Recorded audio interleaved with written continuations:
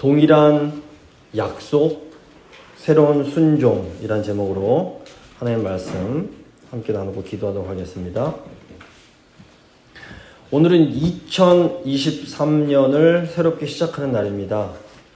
많은 사람들이 올 한 해는 굉장히 어려운 해가 될 거라고 전망을 하고 있습니다. 어쩌면 정말 어려운 도전이 우리를 기다리고 있을지 모르겠습니다. 그래서 우리처럼, 아니 우리보다 훨씬 더 어려운 도전 앞에 직면했던 이 여호수아의 이야기로 올 한 해를 시작하려고 합니다. 여호수아서 1장은 굉장히 익숙한 말씀일 겁니다. 이스라엘을 인도하던 위대한 지도자 모세가 죽었습니다. 이제 여호수아가 이스라엘 백성들을 이끌어서 약속의 땅으로 들어가야 됩니다. 그런데 이 여호수아와 21세기를 살아가고 있는 우리가 무슨 관련이 있는 것일까요? 이 여호수아의 사명은 우리 예수님의 사명과 연결이 되고 나아가 오늘날 교회의 사명과도 연결이 됩니다. 여호수아의 사명은 하나님의 약속을 성취하는 것이었습니다. 여호수아는 이스라엘 백성들을 약속의 땅으로 인도해서 하나님께서 주시는 안식을 얻게 해야 했습니다. 여호수아서 1장 13절을 보시면 여호와의 종 모세가 너희에게 명령하여 이르기를 너희의 하나님 여호와께서 너희에게 안식을 주시며 이 땅을 너희에게 주시리라 하였나니 너희는 그 말을 기억하라. 근데 우리 예수님의 사명도 하나님의 약속을 성취하는 것이었습니다. 예수님은 하나님의 백성들을 하나님의 나라로 인도하사 하나님께서 주시는 안식을 얻게 하셨습니다. 마태복음 11장 28절을 보시면 예수님께서 수고하고 무거운 짐진 자들아 다 내게로 오라 내가 너희를 쉬게 하리라 안식을 주리라 말씀하십니다. 그런데 오늘날 교회의 사명도 하나님의 약속을 성취하는 것입니다. 교회도 하나님의 백성들을 하나님의 나라로 인도하여 하나님께서 주시는 안식을 얻게 해 주어야 합니다. 히브리서 4장 8절과 9절 말씀 보시면 만일 여호수아가 그들에게 안식을 주었더라면 그 후에 다른 날을 말씀하지 아니하셨으리라. 그런즉 안식할 때가 하나님의 백성에게 남아 있도다. 여호수아가 받았던 사명과 오늘 우리가 받은 사명이 다르지 않습니다. 따라서 이 여호수아가 하나님께 받은 사명은 오늘날에도 아주 중요한 의미가 있는 겁니다. 자, 오늘 본문 말씀 세 부분으로 나눠 살펴볼 텐데 첫 번째 모세의 죽음, 과거에 대한 것이고 또 두 번째 동일한 약속, 세 번째 새로운 순종의 내용이 되겠습니다. 먼저 모세의 죽음을 생각해 보도록 하겠습니다. 오늘 말씀 보시면 여호와의 종 모세가 죽었다라는 것을 강조합니다. 1절 보시면 여호와의 종 모세가 죽은 후에 여호와께서 모세의 수종자 눈의 아들 여호수아에게 말씀하여 이르시되. 모세는 놀라운 기적을 일으키는 하나님의 종이었습니다. 모세는 지팡이 하나로 10가지 재앙을 불러 일으켜서 그 강대국 애굽 왕 바로가 무릎을 꿇게 만들었습니다. 또 모세는 홍해가 갈라지고 사막에서 물이 나오게 하는 놀라운 능력을 행했습니다. 심지어 모세는 하나님의 영광으로 얼굴에서 광채가 나서 사람들이 그 얼굴을 함부로 쳐다보질 못했습니다. 모세는 소위 카리스마가 철철 흘러넘치는 그런 리더였습니다. 반면 여호수아는 이 모세의 수종자에 불과했습니다. 여호수아는 40년 동안 이 모세의 비서 노릇을 하면서 잔뼈가 굵은 사람이었습니다. 여호수아에게는 모세에게 있던 그런 카리스마는 없었습니다. 여호수아서를 보시면 여호수아가 모세가 가진 능력을 단 한 가지도 행하지 못했고 그 얼굴에선 광채 같은 게 나지 않았습니다. 그런데 정작 이 약속의 땅을 눈앞에 두고 그 위대한 리더인 모세가 죽습니다. 이 여호수아에게 이 위대한 리더 모세의 죽음은 정말로 받아들이기 힘든 그런 현실이었을 겁니다. 하지만 여호수아가 하나님께서 주시는 이 사명을 성취하려면 모세의 죽음을 인정하고 받아들여야만 했습니다. 그래서 오늘 본문 1절과 2절에서 두 번씩이나 반복하면서 모세가 죽었다, 모세가 죽었다 강조를 합니다. 만약 이 여호수아가 이 모세만을 계속해서 그리워하면서 이렇게 있었다면 여호수아는 절대로 새로운 사명을 발견할 수가 없었을 겁니다. 하지만 여호수아는 그 힘든 순간 믿음으로 하나님의 말씀에 집중합니다. 그리고 바로 이때 하나님께서 여호수아에게 새로운 사명을 주십니다. 모세는 우리의 좋았던 과거를 상징합니다. 모세는 훌륭한 지도자였습니다. 우리에게도 모세와 같은 정말 그 찬란했던 과거가 있었을 수 있습니다. 제검교회 과거에 좋지 않았습니까? 하지만 우리가 계속해서 이 과거에만 머물러 있다면 하나님께서 우리에게 주시는 새로운 사명을 이룰 수가 없습니다. 제가 신학교에 다닐 적에 나이가 좀 많이 드신 여 전도사님 한 분을 알게 되었습니다. 이 전도사님이 젊은 시절에 어떤 좋은 청년과 연애를 하시다가 어떤 개인 사정으로 그만 헤어지게 됩니다. 그런데 이분이 그 청년을 잊지를 못하는 겁니다. 주위에 정말 신실하고 좋은 남자들이 계속해서 대시를 해와도 계속해서 그걸 거절했답니다. 세월이 많이 지나고 이분이 노처녀가 되고 더 이상 이제 정말 나이가 많이 드신 후에 예전에 헤어졌던 남자를 우연히 또 만나게 됐답니다. 그런데 그 남자는 그 여전도사님과 헤어진 후에 금세 다른 여자를 만나서 결혼을 하고 아이 낳고 잘 살고 있더랍니다. 제가 이 여전도사님이 하시는 말씀을 들으면서 굉장히 마음이 안타까웠습니다. 이 여전도사님의 잘못이 뭡니까? 자신에게 주어진 현실을 받아들이지 못하고 계속해서 과거에 집착해서 하나님께서 주시는 새로운 기회들을 놓쳐버렸던 겁니다. 하나님께서는 40년 동안 이스라엘 백성을 이끌었던 모세가 약속의 땅에 들어가는 것을 허락치 않으십니다. 왜 하나님께서 이 모세를 약속의 땅에 들여보내지 않으셨던 것일까요? 단순히 모세가 하나님 말씀 어기고 돌한테 말하라고 했는데 지팡이로 2번 내리쳤기 때문에 그런 것은 아닐 겁니다.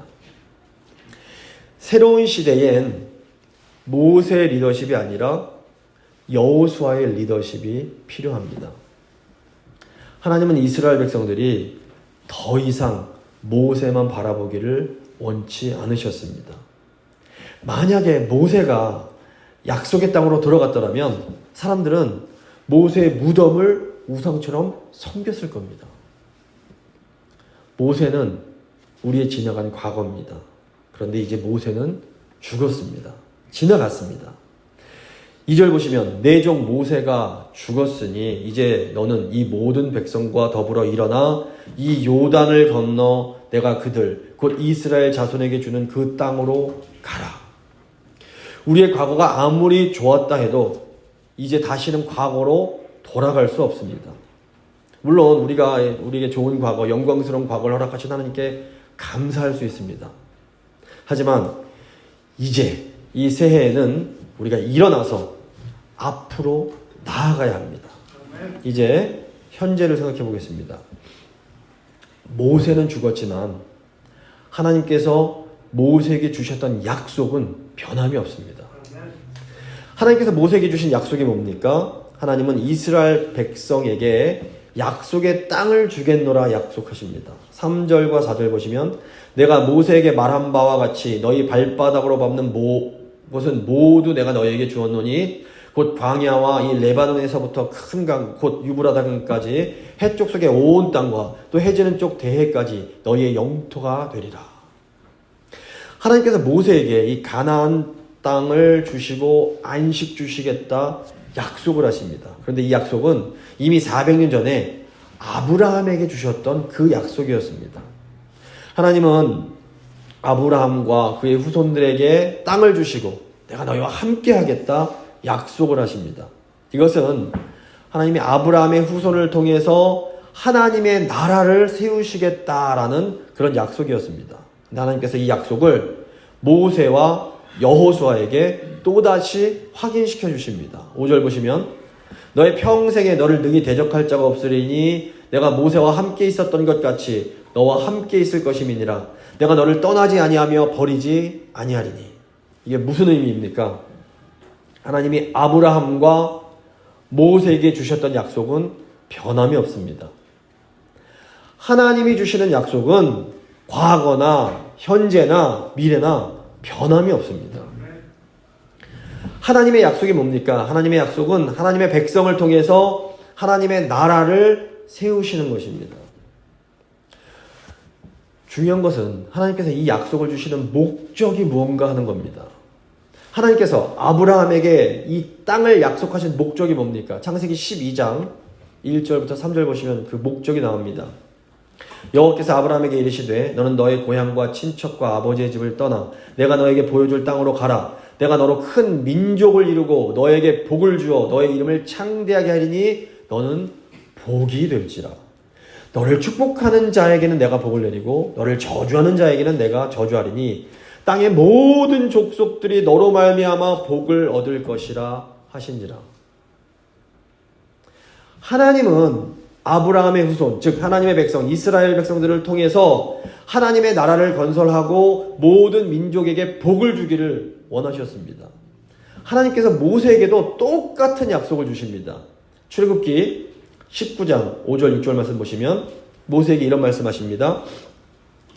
세계가 다 내게 속하였나니 너희가 내 말을 잘 듣고 내 언약을 지키면 너희는 모든 민족 중에서 내 소유가 되겠고 너희가 내게 대하여 제사장 나라가 되며 거룩한 백성이 되리라. 너는 이스라엘 자손에게 이 말을 전할지어다. 하나님께서 이스라엘을 제사장 나라로 만들겠다 말씀하십니다. 그러니까 하나님께서 이스라엘을 하나님의 나라로 만드신 목적은 그들로 하여금 제사장 나라의 역할을 하게 하기 위함입니다. 제사장 나라가 뭡니까? 제사장 나라는 하나님을 떠난 사람들을 다시 하나님께로 돌아올 수 있도록 도와주는 그런 사명이 있는 게 제사장 나라입니다. 그럼 여호수아에게 주어진 사명은 뭡니까? 여호수아는 이스라엘 백성들을 인도해서 모든 민족을 구원하는 제사장 나라로 만들어야 됐습니다. 그런데 이 이스라엘이 이 제사장 나라가 되는 것에 그만 실패하고 맙니다. 그래서 예수님께서 오셔서 그리스도인들을 하나님 백성으로 만드시고 모든 민족을 구원할 제사장 나라로 만드셨습니다. 베드로전서 2장 9절 보시면 그러나 너희는 택하신 족속이요 왕 같은 제사장들이요 거룩한 나라요 그의 소유가 된 백성이니 이는 너희를 어두운 데서 불러내어 그의 기이한 빛에 들어가게 하시니에 아름다운 덕을 선포하게 하려 하심이라. 오늘날 교회의 사명이 뭡니까? 우리는 제사장 나라가 되어서 하나님의 그 아름다우심을 선포하고 어둠 가운데 있는 세상 사람들을 구원해내야 합니다. 하나님께서 주신 약속은 과거에도 현재에도 그리고 미래에도 동일합니다. 하나님은 자기 백성들을 먼저 구원하시고 하나님 나라 백성들로 만드십니다. 이렇게 만드시겠다고 약속을 해주십니다. 근데 이 약속에 담긴 목적은 결국 모든 민족, 열방을 축복하는 겁니다. 하나님의 백성은 모든 민족을 축복하는 복의 통로가 되어야 됩니다. 우리 교회는 모든 민족들을 위한 제사장 나라가 되어야 합니다. 하나님 백성이요 교회인 우리들은 이 어두운 세상을 밝게 비춰주는 열방의 빛이 되어야 됩니다. 그렇다면 이 새해에 우리가 어떻게 이 귀한 사명을 성취할 수가 있을까요? 이제 마지막 새로운 순종입니다. 모세와 여호수아는 똑같은 약속, 똑같은 사명을 받습니다. 하지만 여호수아가 하나님께서 주신 이 사명을 이루려면 새로운 순종을 해야만 했습니다. 2절 보시면 내 종 모세가 죽었으니 이제 너는 이 모든 백성들과 더불어 일어나서 요단을 건너 내가 그들 곧 이스라엘 자손에게 주는 그 땅으로 가라. 이제 여호수아는 모든 백성들과 더불어 일어나서 하나님께서 주신 땅으로 들어가야만 했습니다. 이것은 모세에게 주셨던 명령과는 전혀 다른 또 새로운 명령이었습니다. 그러니까 모세가 해야 될 순종이 있었다면 여호수아가 해야 될 순종이 있는 겁니다. 하나님께서는 하나님의 약속을 이루시기 위해서 각 세대마다 새로운 순종을 요구하십니다. 똑같은 약속을 가졌지만 어른 세대가 해야 될 순종과 다음 세대가 해야 될 순종이 다른 겁니다. 예수님께서는 새 술은 새 부대에 담아야 된다 말씀하십니다. 이 새 술이 뭡니까? 새 술은 복음으로 하나님이 우리에게 주신 약속을 의미합니다. 하나님께서 우리에게 주신 이 약속, 이건 변할 수 없습니다. 하지만 그 약속을 이루기 위한 우리의 사명, 우리의 순종은 변할 수밖에 없습니다. 여호수아도 모세 때와는 전혀 다른 상황 속에서 새로운 순종을 해야만 했던 겁니다. 당연히 여호수아는 너무나 두려웠을 겁니다. 이런 여호수아에게 우리 하나님께서 뭐라고 말씀하십니까? 6절과 7절입니다. 강하고 담대하라. 너는 내가 그들의 조상에게 맹세하여 그들에게 주리라 한 땅을 이 백성에게 차지하게 하리라.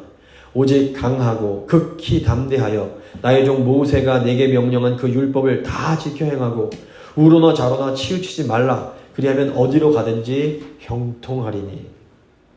하나님께서 여호수아에게 또 우리에게 강하고 담대하라 말씀하십니다. 우리가 왜 강하고 담대해져야 합니까? 우리가 강하고 담대해져야 좌로나 우로나 치우치지 않고 하나님 말씀에 순종할 수 있기 때문에 그렇습니다. 정말로 강하고 용감한 사람은 어떤 상황 속에서도 하나님 말씀에 순종할 수 있는 사람입니다. 그리고 이 세상이 정말로 필요로 하는 사람이 바로 이런 사람입니다. 8절입니다. 이 율법책을 너의 입에서 떠나지 말게 하며 주야로 그것을 묵상하여 그 안에 기록된 대로 다 지켜 행하라. 그리하면 너의 길이 평탄하게 될 것이며 네가 형통하리라. 하나님께서 우리에게 이 율법 주신 이유가 뭡니까? 우리가 이 하나님 말씀대로 행할 때에 복의 통로, 제사장 나라, 열방의 빛으로 살 수가 있기 때문에 그렇습니다. 율법은 구원받기 위해서 주어진 게 아닙니다. 율법은 이미 구원받은 사람이 하나님의 사명을 이루면서 살기 위해서 주어지는 겁니다. 그러니까 주일 성수 잘하고 11조 잘하고 예배 빠지지 않는다고 구원받는 것이 절대로 아닙니다. 반대로 하나님의 은혜로 구원받은 사람이 하나님 말씀대로 살아갈 때에 이 세상을 축복하는 제사장 나라의 사명을 이룰 수가 있는 겁니다. 아직도 사람들이 내가 율법 잘 지키면 구원받을 수 있지 않을까, 천국 갈 수 있지 않을까, 이런 생각을 하곤 합니다. 하지만 우리 예수님 한 분 외에는 율법 잘 지켜서 구원받을 수 있는 사람은 아무도 없습니다. 구약 이스라엘 백성들도 사실 이미 구원을 받은 사람들이었습니다. 구약 이스라엘 백성들이 구원을 받는데 실패한 것이 아니라 구약 이스라엘 백성들은 하나님께서 주신 사명을 이루는 데 실패한 겁니다. 쉽게 말해서 구약 이스라엘 백성들도 지옥에 떨어지지는 않았습니다. 하지만 구약 이스라엘 백성들은 모든 민족을 축복하는 이 사명을 성취하는 데 실패를 했던 겁니다. 그래서 2000년 전에 우리 예수님이 이 땅에 오셨습니다. 하나님께서는 새로운 여호수아인 우리 예수님을 통해서 우리와 새 언약을 맺으시고 우리를 새로운 이스라엘 백성으로 만들어 주신 겁니다. 이 새 언약 백성, 새 이스라엘 백성들에게 주어진 가장 중요한 약속이 무엇입니까? 예레미야 31장, 에스겔 36장 보시면 새 언약 백성인 우리에게 주어진 최고의 약속은 바로 성령의 약속입니다. 새 언약 백성인 우리들은 하나님께서 보내주시는 성령을 받았습니다. 우리 안에 계신 성령님께서는 우리 힘만으로는 절대로 할 수 없는 그런 일들을 할 수 있게 만들어 주십니다. 그래서 우리 예수님께서 우리의 의가 바리새인들의 그리고 서기관들의 의보다 더 나아야 된다라고 말씀하신 겁니다. 마태복음 5장 20절을 보시면 내가 너희에게 이르노니 너희의 의가 서기관과 바리새인보다 더 낫지 못하면 결코 천국에 들어가지 못하리라. 이 바리새인들은 자기들의 힘으로 최선을 다해서 율법을 지키고자 했던 사람들입니다. 하지만 인간은 아무리 노력을 해도 하나님께서 원하시는 그 기준을 충족시킬 수 없습니다. 자, 우리 하나님께서는 원수까지도 사랑하라고 하십니다. 근데 바리새인들이 아무리 율법을 잘 지킨다 해도 이것까지는 할 수가 없는 겁니다. 그러다 보니 어떻게 됩니까? 바리새인들이 위선적이 되는 겁니다. 하지만 우리 그리스도인들은 위선적이지 않게 하나님 말씀에 순종하면서 살아갈 수가 있습니다. 성도들은 그 안에 성령이 있기 때문에 내 힘으로는 도저히 용서할 수 없는 그런 인간들도 용서할 수가 있게 되는 겁니다. 나아가 성도는 내 힘으로는 도저히 사랑할 수 없는 사람도 사랑할 수가 있게 됩니다. 그리스도인들은 성령님의 도우심으로 불가능한 일을 할 수가 있게 되는 것입니다. 물론 우리는 아직 완전하지 못합니다. 그래서 주님을 위해서 살고자 하면서도 때로는 실수하고 때로는 넘어집니다. 하지만 그때마다 우리 안에 계신 성령께서는 다시 우리를 위로하시고 우리에게 새 힘을 주십니다. 하나님께서 이 말씀과 성령을 통해서 괜찮다, 괜찮다, 걱정하지 말아라, 다시 시작하면 된다, 이런 말씀을 우리에게 해주십니다. 바로 이것이 새로운 순종을 해야 하는 여호수아에게 하나님께서 주셨던 말씀입니다. 9절 말씀 보시면 내가 너에게 명령한 것이 아니냐, 강하고 담대하라, 두려워하지 말며 놀라지 말라, 네가 어디로 가든지 너의 하나님 여호와가 너와 함께 하느니라. 하나님께서 오늘 이 말씀을 이제 2023년 새해를 앞두고 있는 우리에게 주고 계십니다. 강하고 담대하라, 두려워하지 말며 놀라지 말라, 네가 어디로 가든지 너의 하나님 여호와가 너와 함께 해주겠다. 교회는 우리가 성령으로 충만해서 하나님 말씀에 순종하며 살아가면 교회는 이 세상을 축복하는 제사장 나라의 삶을 살 수가 있습니다. 교회가 부흥을 해야 사실 이 세상에도 소망이 있습니다. 이 세계사적으로 봐도 이 개신교도인 위그노를 핍박하고 다 내쫓아버렸던 이 프랑스는 18세기가 되면서 이 피해 혁명이 일어나게 됩니다. 이것 때문에 프랑스가 100년 이상 고생을 합니다. 하지만 똑같은 시기 영국에서는 산업혁명으로 인해서 사회가 막 양분되고 막 이럴 때 존 웨슬리에 의해서 큰 부흥운동이 일어납니다. 일반 역사가들도 영국이 옆에 있는 프랑스처럼 유혈혁명이 일어나지 않은 것은, 그리고 이렇게 강대국으로 도약할 수 있었던 것은 바로 이 부흥운동 때문이다 라고 다 인정을 합니다. 요즘 전 세계가 뭐 경제적, 정치적, 사회적으로 막 심하게 분열이 되고 있습니다. 그렇기에 오늘날 교회의 부흥이 더 절실하게 필요합니다. 새해 첫날 바로 나와 우리 교회로부터 이 부흥이 시작되기를 사모하면서 저희가 함께 간절히 기도할 수 있기를 바랍니다. 말씀을 마무리 짓도록 하겠습니다. 새해를 앞두고 있는 지금 우리는 모세가 상징하는 이 과거의 일들을 다 뒤로 하고 함께 일어나서 앞으로 나아가야 됩니다. 하나님의 약속은 과거나 지금이나 미래나 동일합니다. 하지만 각 시대마다 이 약속을 성취하기 위한 순종은 다를 수가 있습니다. 하나님께서 지금 나에게 요구하시는 순종이 무엇인지 한번 잘 생각해 보시기 바랍니다. 그리고 강하고 담대하게 이 하나님 말씀에 순종하며 앞으로 나아가는 복된 새해가 되실 수 있기를 간절히 소망합니다. 제 믿음의 기도 잠시 드리시겠습니다.